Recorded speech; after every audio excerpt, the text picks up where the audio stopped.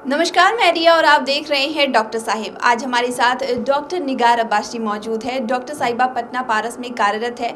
तो डॉक्टर साहिबा, बहुत बहुत स्वागत है आपका हमारे चैनल में। जी धन्यवाद। मैं चाहूँगी कि आप हमारे साथ, हमारे दर्शकों के साथ अपने बारे में कुछ साझा करें। मेरा नाम डॉक्टर निगार अब्बासी है और at present I am working as a attending consultant and neurocritical ICU Paras HMRI Patna.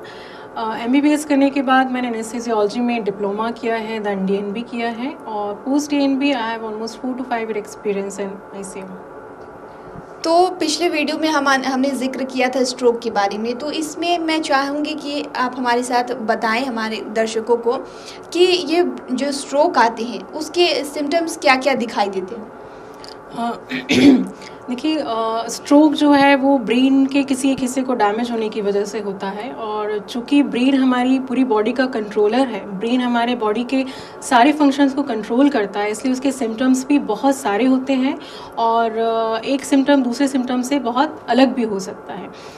इसके जो कॉमन सिम्टम्स होते हैं, स्टार्ट करें तो इसमें आपको हेडेक हो सकता है, किसी व्यक्ति को हेडेक के साथ वॉमिटिंग हो सकती है, धुंधलापन दिखना, फेस का एक तरफ टेढ़ा हो जाना, ज़बान का लड़खड़ाना, व्यक्ति का किसी एक हाथ का, पैर का या दोनों का अचानक से भारी पड़ना, सुन पड़ना, काम करना बंद कर देना या किसी को चलने में लड़खड़ाहट होना, ये सारे सिम्टम्स जो हैं वो स्ट्रोक के हो सकते हैं। लेकिन चूँकि इसके इतने सारे सिम्टम्स हैं, इसलिए इसको याद कर पाना किसी के लिए बहुत मुश्किल काम हो जाता है।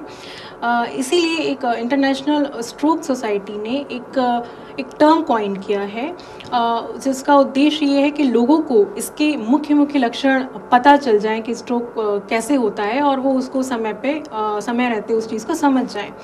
तो ये जो निमोनिक है ये होता है फास्ट, FAST फास्ट। इसमें F से आपका होता है फेस, A से होता है आर्म्स, S से होता है स्पीच। F से फेस में मान लीजिए किसी व्यक्ति से आप बात कर रहे हो, अचानक से बात करते करते उसका चेहरा एक तरफ से टेढ़ा हो गया है तो उसे संभवतः स्ट्रोक हो सकता है। इसी तरीके से A फॉर आर्म्स में अगर आपकी आर्म्स अचानक से, आर्म्स या पैर अचानक से आपके भारी पड़ रहे हैं, सुन पड़ रहे हैं, उनमें कमज़ोरी आ रही है, तो ये भी एक स्ट्रोक का लक्षण हो सकता है। S से है स्पीच। किसी व्यक्ति से बात करते करते आप देख रहे हैं कि अचानक से अभी अच्छे से बात कर रहा था और अभी अचानक से उसको लड़खड़ाहट उसकी ज़बान में हो रही है, तो उसे स्ट्रोक हो सकता है। तो फेस का एक तरफ टेढ़ा हो जाना, आपके हाथ पैर में कमज़ोरी आना, सुन हो जाना, आपकी ज़बान का लड़खड़ाना, ये मुख्य सिम्टम्स होते हैं जो ये इंडिकेट करते हैं कि किसी व्यक्ति को स्ट्रोक हो सकता है। उसमें लास्ट जो लेटर होता है वो होता है आपका T फॉर होता है टाइम। ये बहुत इम्पॉर्टेंट होता है टाइम, क्योंकि किसी को लक्षण पता होने के बाद फ़ौरन उसे अस्पताल ले जाना बहुत ज़रूरी होता है। ब्रेन हमारे शरीर का एक बहुत नाजुक हिस्सा होता है। ब्रेन डैमेज होने के बाद अगर उसे इलाज ना मिले सही समय में तो लगभग हर मिनट लाखों ब्रेन की सेल्स डेड होने लगती हैं, परमानेंटली डेड होने लगती हैं, डैमेज है वो परमानेंट हो जाता है। तो इसीलिए सिम्टम्स अगर आपको पता चल गए हैं तो T फॉर टाइम इसलिए दिया गया है, टाइम इज़ ब्रेन इसलिए कहा गया है कि आपको फ़ौरन उसे अस्पताल में ले जाना है और एक ऐसे अस्पताल में ले जाना है जहाँ पे CT की और MRI की व्यवस्था उपलब्ध है, न्यूरोफिजिशियन, न्यूरोलॉजिस्ट की व्यवस्था राउंड द क्लॉक अवेलेबल है, ताकि आपका जो एक गोल्डन पीरियड है, न्यूरोलॉजी में कहा जाता है कि शुरुआत के 3.5 से 4 घंटे जो होते हैं वो गोल्डन आवर होते हैं। आप उसमें अगर इलाज चालू कर देंगे तो अपने बचने की संभावनाएं बढ़ जाती हैं।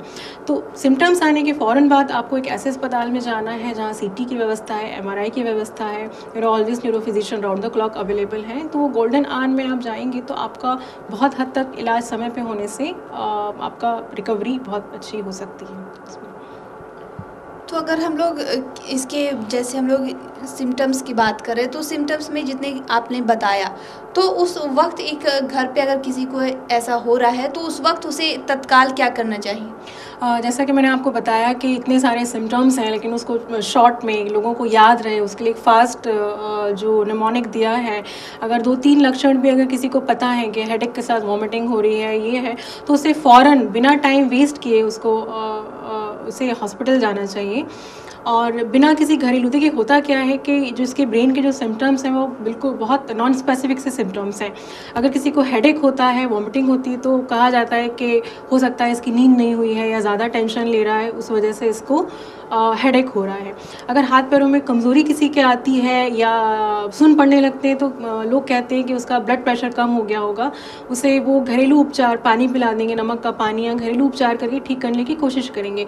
तो ऐसा करने में हम एक बहुत प्रीशियस टाइम जो है वो गंवा देते हैं, और वो गंवाने के बाद पेशेंट की रिकवरी या ट्रीटमेंट वाला टाइम चला जाता है, जिसे हम गोल्डन टाइम कहते हैं, और फिर पेशेंट का ट्रीटमेंट उतना पेशेंट को फ़ायदा नहीं करता है। तो अगर आपको स्ट्रोक के सिम्टम्स पहले पता होने ज़रूरी है, उसके बाद आपको क्या करना है, किसी अच्छे अस्पताल में, बड़े अस्पताल में जहाँ CT/MRI की व्यवस्था है, आपको वहाँ पे जाना है और उसका टाइम रहते इलाज आपको करवाना है।